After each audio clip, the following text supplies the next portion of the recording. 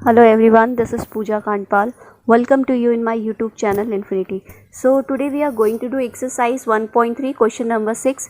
So question is, look at several examples of rational number in the form p upon q where q is not equals to 0, where p and q are integers with no common factor other than 1 and having terminating decimal representation expansion. Can you guess what property q must satisfy?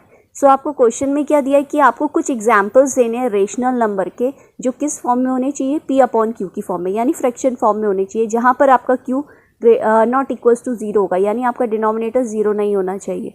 और इसके अलावा P और Q जो होंगे, जो भी आपके P और क्यू होंगे न्यूमरेटर और डिनोमिनेटर में, उनका 1 के अलावा कोई कॉमन फैक्टर नहीं होना चाहिए, राइट। जैसे कि मैं एग्जाम्पल आपको बोलती हूँ 3/5, okay.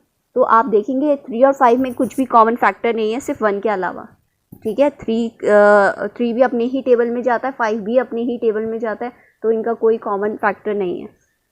And having terminating decimal, okay. और उनका एक्सपेंशन क्या आना चाहिए, डेसिमल एक्सपेंशन कैसा आना चाहिए, टर्मिनेटिंग। हमने अपनी प्रीवियस वीडियो में बात करी थी कि डेसिमल एक्सपेंशन 3 टाइप्स के होते हैं, terminating, second non terminating and repeating, and third non terminating and non repeating, right. तो यहाँ पे आपको टर्मिनेटिंग डेसिमल फाइंड करना है। क्वेश्चन है आगे, can you guess what property Q must satisfy. आपको एग्जाम्पल्स के बाद आपको बताना है ऐसा क्या कॉमन है सारे एग्जाम्पल्स में जिसमें जो सिर्फ आपके डिनोमिनेटर के लिए है, right. So here I am taking some examples, right, which are in fraction form, p upon q form, 1/2, 5/4, 3/5 and 7/8। तो जब हम 1 को डिवाइड करेंगे 2 से, सिर्फ मैं आपको एक फ्रैक्शन के लिए दिखा रही हूँ। सी 1 नहीं आता है 2 के टेबल में, तो आप पॉइंट लगाकर यहाँ पे 0 बढ़ा सकते हैं, ओके। नाउ 2 5 टाइम्स 10, तो आपका रिमाइंडर कितना आ गया, 0। तो आपका डेसिमल फॉर्म में आपका आंसर 1/2 किसके इक्वल है, 0.5 के। सिमिलरली आप इनके लिए भी निकालेंगे तो इनका आंसर आएगा डेसिमल फॉर्म में 1.25, इसके लिए 0.6 एंड इट इज़ 0.875, ओके। आप इसी तरीके से निकालेंगे तो ये आपको डेसिमल फॉर्म में आंसर्स मिल जाएंगे।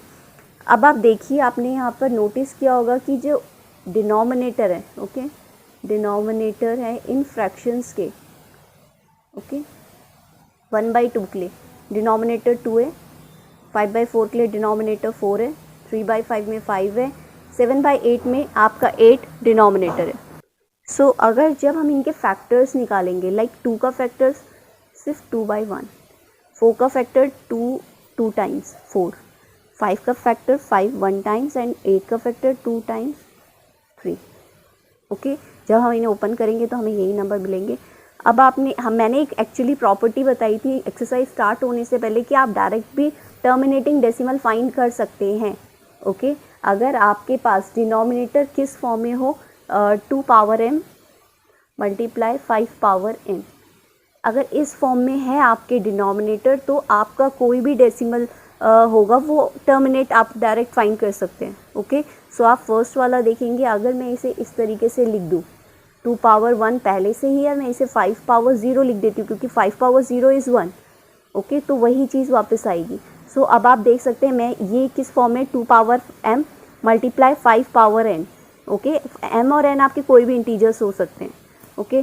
सो नेक्स्ट 4 इक्वल्स टू 2 पावर 2, इसे हम अगेन 2 पावर m और 5 पावर n की फॉर्म में लिखेंगे, अगेन 5 पावर 0 हो जाएगा। इसे अगर मैं इस फॉर्म में लिखूं तो 2 पावर 0, ओके, क्योंकि 5 हमारे पास है तो मैंने इसे 2 पावर 0 कर दिया है, बिकॉज 2 पावर 0 इज़ 1, तो वही चीज़ वापस आएगी। इसे अगेन मैंने 5 पावर 0 कर दिया है, ओके। सो ये आपके डिनोमिनेटर्स थे जो किस फॉर्म में थे, 2 power m and 5 power n, लेकिन ये हमारे पास सिंगल थे, या तो 2 होगा या तो 5 होगा, ओके। तो अगर मैं एक और एग्जांपल लूँ 10, अगर इसके आप फैक्टर्स निकालेंगे तो 2 1 टाइम्स एंड 5 1 टाइम्स, दोनों आ रहे हैं इसमें, ओके। सो ज़रूरी नहीं है सिर्फ 2 ही हो फैक्टर या 5 ही हो, दोनों भी हो सकते हैं डिनोमिनेटर में, okay. So here we can observe that terminating decimal may be obtained in the situation when prime factorization of denominator of given fractions has power of only 2, okay, only 5 और both, या तो सिर्फ 2 होगी या तो 5 होगी या तो दोनों ही होगी, तो उस केस में आपका टर्मिनेटिंग डेसिमल होगा, right. So here I am writing when Q is 2, 4, 5, 8, 10, 16. Okay, then decimal expansion is terminating. Okay, so terminating find करने के लिए आपको डिनोमिनेटर के प्राइम फैक्टराइजेशन निकालने होंगे। अगर उनके फैक्टर्स इस फॉर्म में है 2 पावर n और 5 पावर n, ज़रूरी नहीं है, कभी सिंगल भी हो सकते हैं, या तो 5 पावर n होगा या तो दोनों ही हो सकते हैं। ओके, अगर इस फॉर्म में है तो आपका टर्मिनेटिंग डेसिमल होगा। सपोज़ अगर आपका 3 भी आ जाता है, okay, if I am writing right 21, okay, इसका प्राइम फैक्टर्स निकालेंगे। सो 3 7 टाइम्स 21, 7 1 टाइम्स, लेकिन ये इस फॉर्म में नहीं है। ओके, और इन केस ऐसा हो जाता है कि एक आपके पास 2 आ रहा है और एक 7 आ रहा है, या एक 5 आ रहा है एक 7 आ रहा है, ओके, तो वो भी आपका प्राइम फैक्टर नहीं, वो भी आपका टर्मिनेटिंग डेसिमल नहीं होगा। ओके, या ये दोनों है पर इनके साथ एक और चीज़ है, 7 है, 3 है, कुछ भी है बाकी, ओके, तो वो भी आपका टर्मिनेटिंग डेसिमल नहीं होगा। Okay, so I hope this is clear to you. Now the seventh question is write 3 numbers whose decimal expansion are non-terminating and non-recurring. Okay, हमने लास्ट टाइम पढ़ा था non terminating and non recurring decimal form जो होती है वो आपकी irrational होती है हमेशा। Okay, terminating and non terminating but repeating आपका रेशनल होता है। Non terminating and non repeating या रिकरिंग बोल सकते हैं, ये आपका हमेशा इरेशनल होता है। ओके, इरेशनल नंबर्स कौन से होते हैं? जिन्हें हम P अपॉन Q की फॉर्म में एक्सप्रेस नहीं कर सकते हैं, right.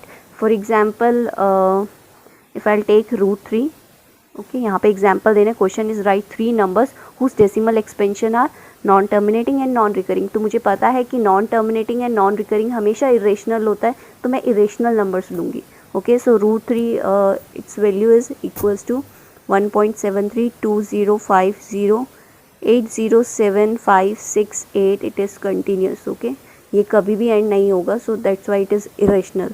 Second, I am taking √29 5.38516480713 continuous, and next I am taking 101.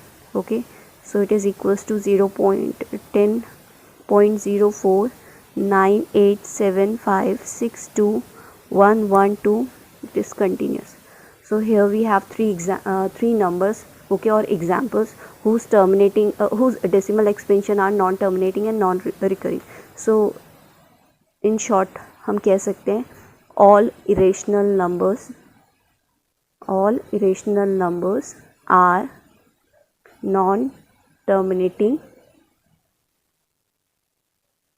and non-recurring. Recurring को आप रिपीटिंग भी बोल सकते हैं। ओके, अगर नॉन रिकरिंग है इसका मतलब non repeating. Okay, so I hope this is clear to you. Thank you for watching.